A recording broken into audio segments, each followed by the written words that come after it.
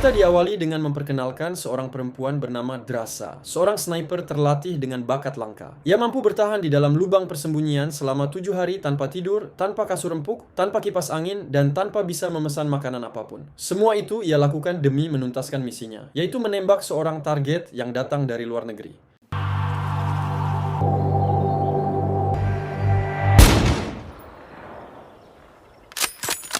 Beralih ke New York, ada seorang pria bernama Levi. Sama seperti Drasa, Levi adalah sniper handal, terlatih, berpengalaman, dan punya bakat langka dalam menembak jarak jauh. Tapi bedanya, sekarang Levi menganggur lebih dari setahun setelah keluar dari dunia militer. Dan katanya sih, lebih sering berdebat sama remote TV daripada menembak target.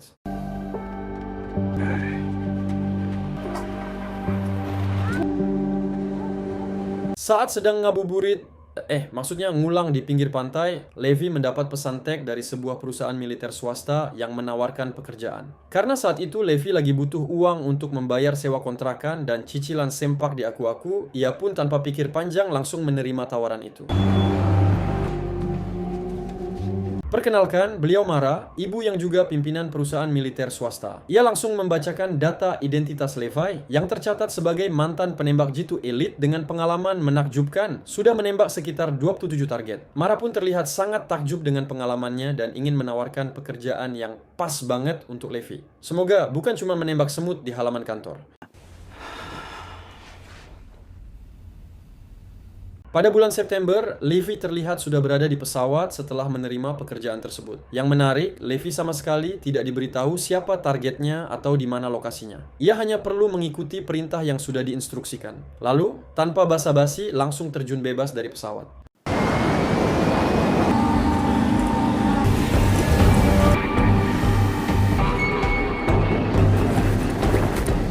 Selama kurang lebih 3 hari 3 malam, Levi harus berjalan sesungai 38 km, menembus hutan, melewati sungai, memanjat tebing, dan menghadapi medan ekstrem lainnya menuju titik lokasi yang sudah ditentukan. Katanya sih, sepanjang perjalanan ia sempat ngobrol sama monyet dan berdoa agar tidak terpeleset di sungai. Tibalah Levi di titik lokasi tujuannya, sebuah jurang dalam nan panjang yang ditutupi kabut tebal. Di sana, ia langsung bertemu dengan seorang tentara yang sudah setahun berada di lokasi itu, yang kemudian mengajaknya menuju menara. Katanya sih, tentara itu sambil bergumam, sudah setahun di sini tapi belum pernah dapat wifi, jadi siap-siap ya. 365 days. Completely self-sufficient. Dari penuturan tentara itu, ia mengaku sudah setahun bekerja di menara itu sendirian. Semua kebutuhan, mulai dari makanan, persenjataan, hingga amunisi, sudah disiapkan. Namun, ia tidak memberikan clue atau petunjuk tentang jenis pekerjaan yang akan dilakukan Levi. Levi harus menggantikan tentara tersebut yang kontraknya sudah selesai. Selama 1 tahun ke depan, Levi akan berada di menara itu sendirian, tanpa didampingi atau diawasi siapapun. Semoga saja tidak ada monyet usil yang ikut bekerja di sana. Got power source. But they also work with shit like Google Earth. Tak hanya itu, Levi juga diberitahu tentang pekerjaan mereka yang sangat dirahasiakan. Tidak ada komunikasi ke dunia luar. Satu-satunya tugas Levi adalah memantau jurang berkabut itu. Jurang tersebut dikelilingi pagar kawat dengan ranjau peledak yang digantung di setiap sisi, sensor otomatis yang mendeteksi pergerakan, dan satelit penyelubung yang menutupi lokasi dari pelacakan seperti Google Earth. Semua demi menjaga kerahasiaan keberadaan jurang tersebut. Tentunya, Levi pun berpikir, ya ampun, ini seperti bermain Survivor versi militer ekstrim. Copy that. Look, this place is old.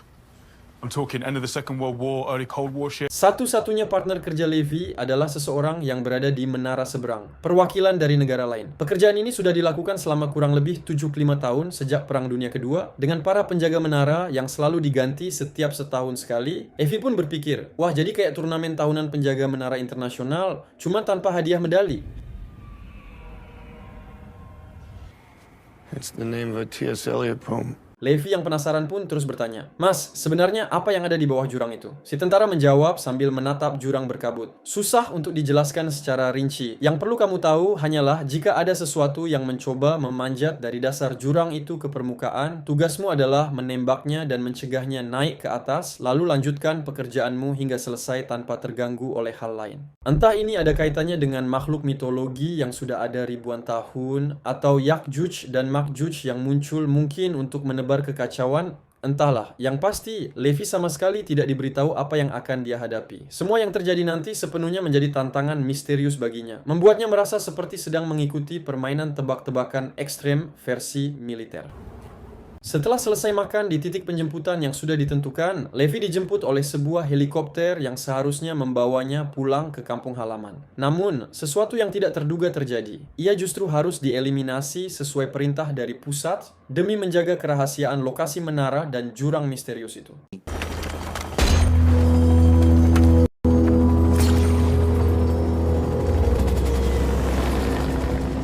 Pada bulan Oktober, setelah 1 bulan berada di tempat itu, Levi terlihat sudah mulai terbiasa dengan rutinitasnya. Ia melakukan berbagai tugas seperti memeriksa satelit penyelubung, memastikan pagar kawat tetap utuh, mengecek mesin senjata otomatis, dan memberikan laporan rutin setiap sebulan sekali.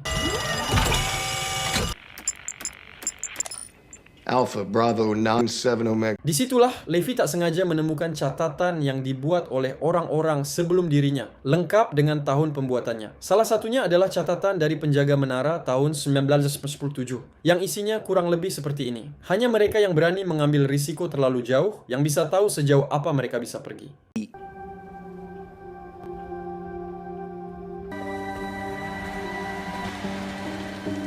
Untuk pertama kalinya, setelah 1 bulan berada di menara, Levi akhirnya bisa melihat partnernya dari kejauhan. Dan tebak siapa dia? Itu Drasa, sosok sniper profesional yang sudah kita kenal di adegan awal. Sejak saat itu, mulai jelas bahwa orang-orang yang direkrut untuk menjadi penjaga menara bukanlah orang biasa. Mereka adalah orang-orang pilihan dengan bakat langka yang sulit dimiliki manusia pada umumnya.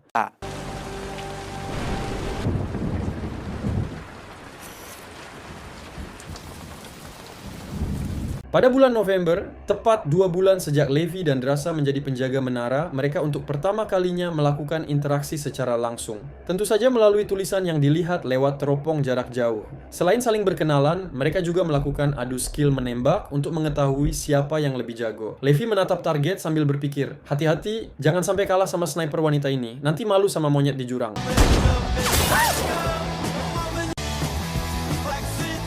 Kesenangan mereka tiba-tiba saja berakhir ketika Drasa melihat sesuatu di bawah menara Levi. Ternyata itu adalah... ya, entah makhluk apa yang muncul di bawah menara itu. Drasa yang berada di sisi lain segera memberikan bantuan dengan melepaskan tembakan menggunakan senjata mesin. Levi pun membalas dengan tenang tapi sigap menembak ke arah makhluk misterius itu sambil berpikir, wah, ini baru benar-benar latihan menara ekstrim versi nyata. Setelah berhasil mencegah makhluk-makhluk itu naik ke atas, suasana tampak kembali tenang. Namun ketegangan tiba-tiba kembali muncul ketika Drasa mendengar sesuatu yang terdengar seperti bergerak naik ke menaranya. Tiba-tiba...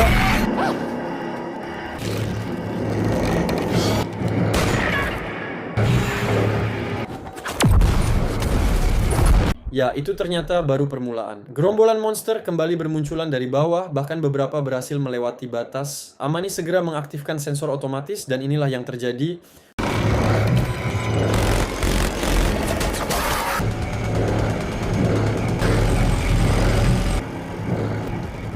Keesokan paginya, Levi langsung memperbaiki semua kerusakan yang terjadi semalam, mulai dari pagar besi yang rusak hingga ranjau gantung otomatis. Saat ia sedang memantau dari kejauhan, tiba-tiba muncul sebuah pesawat kecil tanpa awak, semacam drone futuristik yang muncul dari balik kabut tebal dan kemudian menghilang secepat kilat, meninggalkan Levi dengan perasaan waspada dan ketegangan yang mencekam.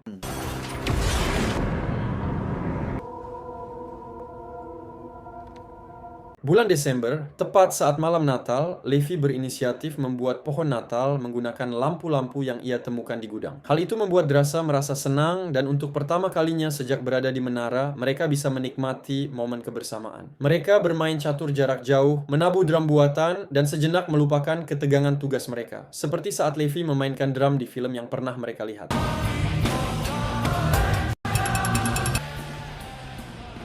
Bulan Februari, setelah 6 bulan mereka berdua berada di menara, Drasa tiba-tiba terdiam, teringat pada ayahnya. Ia tidak melakukan patroli rutin seperti biasanya, membuat Levi penasaran dan bertanya-tanya. Tepat pada malam harinya, Drasa pun mengutarakan isi hatinya. Ia berkata dengan suara lembut namun penuh perasaan, "Hari ini sulit. Andai kau bisa berada di sini bersamaku. Levi menatapnya dalam diam, merasakan beratnya kesepian dan tanggung jawab sekaligus kedekatan yang tumbuh di antara mereka di tengah isolasi dan bahaya. Mengetahui Drasa sedang butuh seseorang yang bisa menenangkannya, Levi pun memutuskan untuk menemui Drasa secara langsung. Ia mulai mencari alat-alat yang diperlukan dan berencana membuat peluncur tali agar bisa menyeberang ke menara Drasa. Levi menatap jurang yang berkabut, jantung berdebar sambil berpikir, ini bukan sekadar menyeberang, ini seperti aksi penyelamatan ekstrim versi sniper. Semoga tali ini kuat.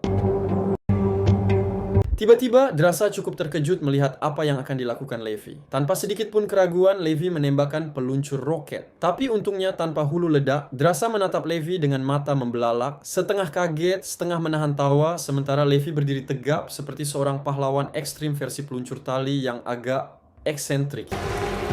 Setelah talinya diikat dengan erat oleh Drasa, Levi tidak langsung berangkat. Ia malah mengurut kumis dan merapikan jenggotnya, agar terlihat sedikit lebih rapi di depan Drasa, sehingga...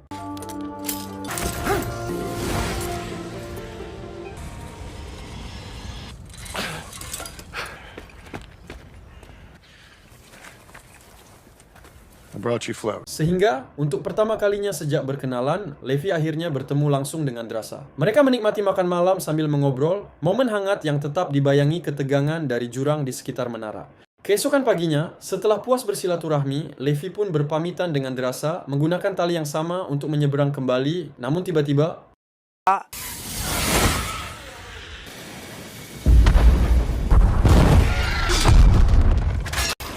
Yah, Levi pun jatuh bebas ke dalam jurang setelah talinya terputus akibat para makhluk yang sedang naik dan tak sengaja mengenai ranjau gantung. Drasa segera bersiap untuk melakukan penyelamatan dan inilah yang ia lakukan.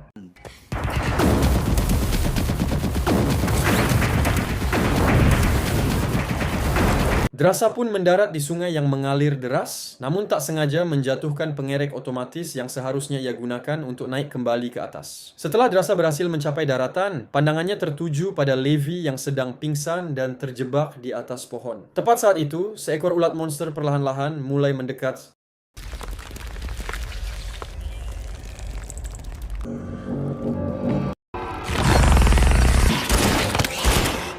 Setelah berhasil menembak ulat monster tersebut, Levi kembali terjebak oleh makhluk lain. Sejenis akar hidup yang memiliki taring dan kekuatan luar biasa, sehingga ia tidak bisa lepas. Saat Levi sedang berjuang antara hidup dan mati, tiba-tiba...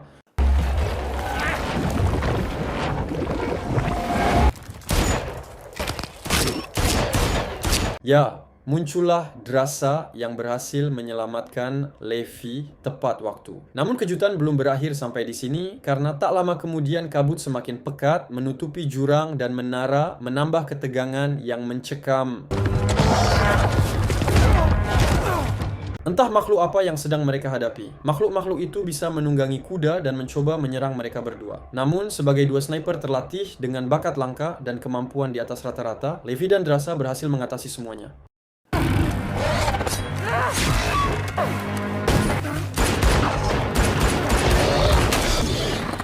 Di tengah kabut tebal, mereka berdua pun berjalan tanpa arah hingga tiba di sebuah kota mati yang sudah lama ditinggalkan. Tak hanya itu, Drasa menemukan retakan tanah bekas gempa bumi di masa lalu membuat keduanya semakin penasaran. Entah apa yang sudah terjadi dengan kota di bawah jurang ini, namun suasana sekelilingnya terasa sunyi, mencekam, dan penuh misteri.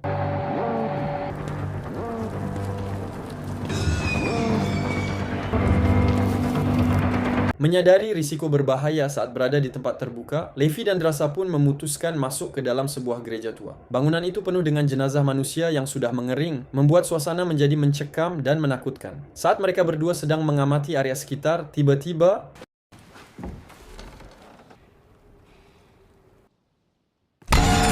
Ya, muncul makhluk aneh yang berwujud laba-laba dengan kepala tengkorak manusia. Entah makhluk apa ini, Drasa dan Levi pun harus berjuang menghadapi semuanya dengan segala kemampuan dan strategi mereka. Sampai akhirnya...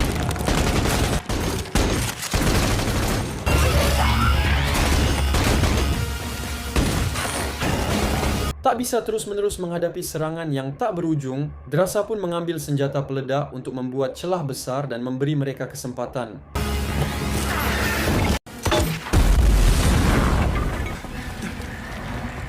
Setelah lolos dari gereja menyeramkan, Levi dan Drasa berlari hingga sampai di sebuah bunker raksasa yang dibangun di bawah tanah. Ketika sudah berada di dalam, mereka pun menyadari bahwa tempat ini adalah sejenis laboratorium penelitian rahasia. Levi, tanpa sengaja, menemukan sebuah kaset lama dan segera memutarnya untuk mengetahui isi di dalamnya. Penasaran dengan rahasia yang tersimpan selama bertahun-tahun.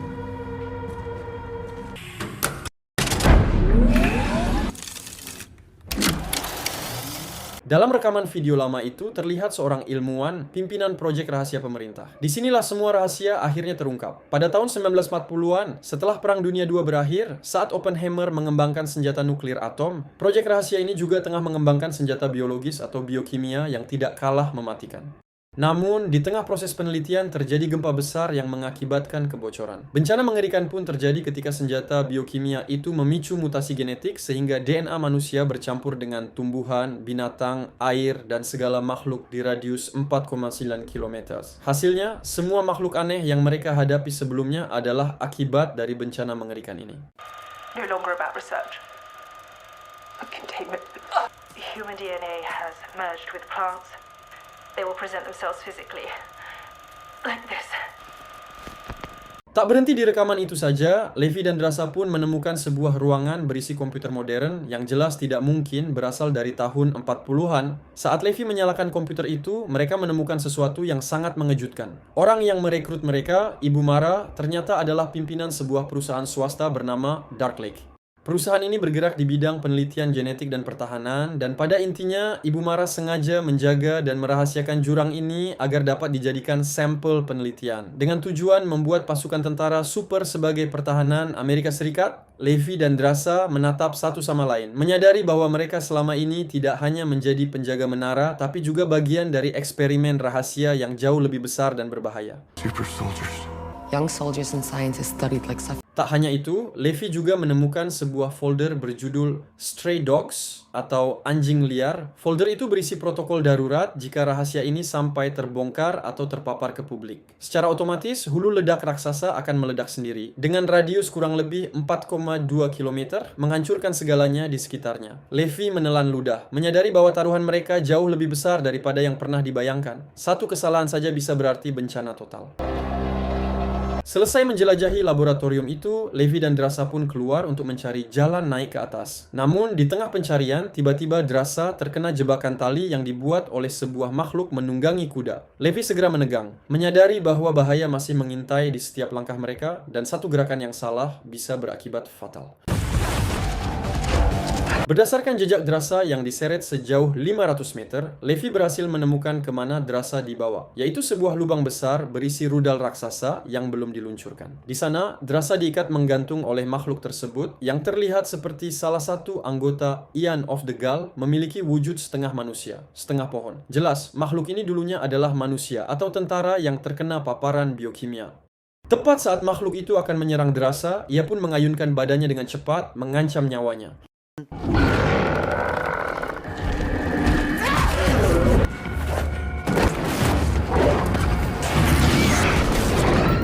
Sangat tepat waktu, Levi datang ketika Drasa benar-benar membutuhkan pertolongan. Setelah makhluk itu berhasil dikalahkan, Drasa dan Levi pun kembali mencari jalan menuju permukaan. Namun, apa yang mereka lihat sungguh di luar dugaan. Tanaman-tanaman di sekitar telah bermutasi, persis seperti yang dijelaskan ilmuwan dalam rekaman video lama. Kebocoran biokimia itu telah menyebabkan DNA manusia bercampur dengan tumbuhan, menciptakan pemandangan mengerikan yang tak seharusnya pernah ada.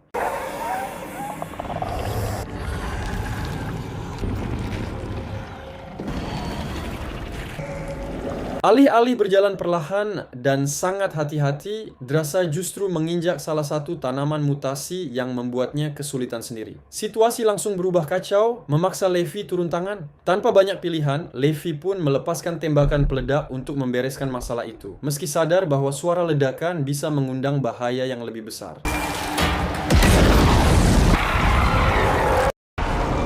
Setelah berhasil mencapai permukaan, mereka berjalan menuju sebuah gudang tua yang masih menyimpan mobil jeep lama dengan derek yang cukup kuat. Berbekal wawasan dan pengalaman, mereka mengutak-atik mesin kendaraan itu hingga akhirnya berhasil menyala. Tanpa menunda waktu, mereka pun meluncur menuju lokasi titik jatuh.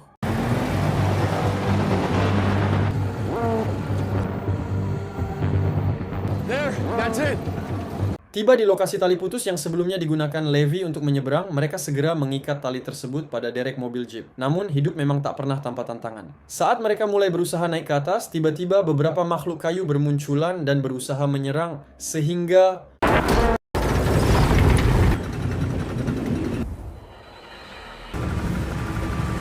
tepat saat Levi dan Drasa berhasil melewati kabut tebal, makhluk-makhluk itu mulai memanjat naik untuk mengejar mereka berdua. Situasi kembali berubah menjadi ketegangan dan adrenalin yang luar biasa, membuat setiap detik terasa mengerikan, dan inilah yang terjadi.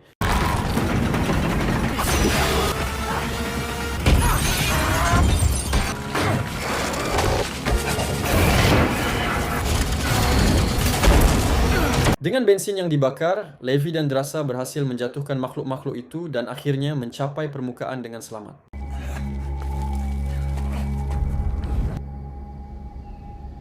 Tanpa membuang waktu, Levi segera kembali ke menara menggunakan peluncur tali milik Drasa. Sesampainya di sana, ia langsung mengirim laporan bulanan melalui telepon satelit, namun tak diduga, panggilan itu justru tersambung dengan Ibu Mara, yang baru saja menerima laporan bahwa komputer di bawah jurang kembali aktif. Dengan nada menekan, Levi pun didesak untuk menjawab satu pertanyaan, siapa yang telah melakukannya.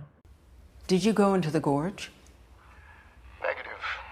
But I did see one of your drones fly. Selain menjelaskan tujuan perusahaannya yang tengah mengembangkan proyek tentara super sebagai pertahanan Amerika Serikat, Ibu Mara juga menyatakan bahwa ia terpaksa harus mengeksekusi siapapun yang telah mengaktifkan komputer di bawah jurang. Karena Levi tidak mengaku, Ibu Mara pun melontarkan ancaman terakhirnya. Ia akan menghabisi rekan Levi di menara seberang, dan orang itu tak lain adalah Drasa. Menyadari bahwa situasi ini akan berakhir buruk, Levi dan Drasa pun sepakat menyusun rencana antisipasi. Mereka menempatkan beberapa bahan peledak pada seluruh satelit penyelubung, sebagai langkah untuk menyambut kedatangan Ibu Marta dan pasukannya.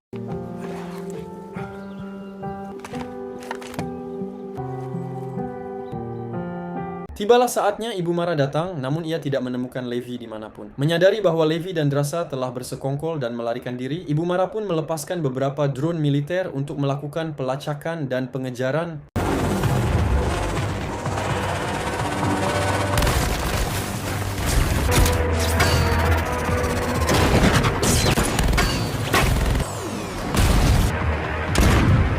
Setelah berhasil mengatasi drone-drone penembak, Levi dan Drasa segera mengambil posisi. Dengan napas tertahan, mereka membidik peledak yang telah dipasang pada satelit penyelubung.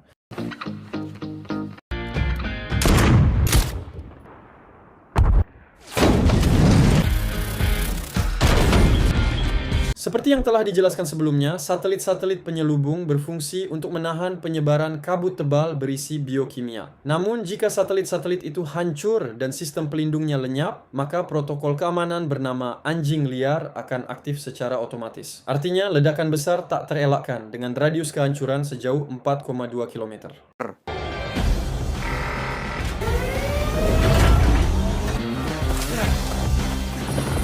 Dengan cepat, Ibu Mara segera pergi menggunakan helikopter untuk mencapai jarak aman. Levi dan Drasa pun berlari sekuat tenaga menuju titik aman, meski Levi harus menahan sakit karena kakinya terpincang-pincang. Di saat yang sama, Ibu Mara masih diliputi ketakutan akan nasibnya sendiri. Ketika suasana semakin menegangkan dan tiba-tiba,